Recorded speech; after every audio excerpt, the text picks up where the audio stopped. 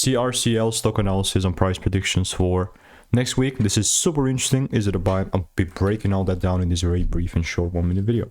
Now, especially like the genuine 2 cents that I want to touch on with Circle Internet Group is that this thing went crazy. You know, it went from 76 bucks when I first started making videos on this and calling it out.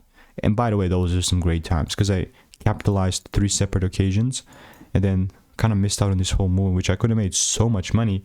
Then looked to buy more, break even, got hit. Now I'm willing to squeeze the most juice that I can out of this, but as long as there is a proper double break shift again, right? If I start seeing the price going 60 miles per hour, you better bet I'm just going to jump in straight into the car and hope to take it up. But it's just that I must see some greenery, right? For right now, it's nothing, nada, zilch. So we'll see, you know, to go from 150 to 300 bucks, it's 100% up. Is it 100 or is it 200? Yeah, it's 100. So yeah, I'll definitely keep you updated. And if you want to stay tuned and get free sauce, money making emails, and stock picks, click the first link in the description. See you in the next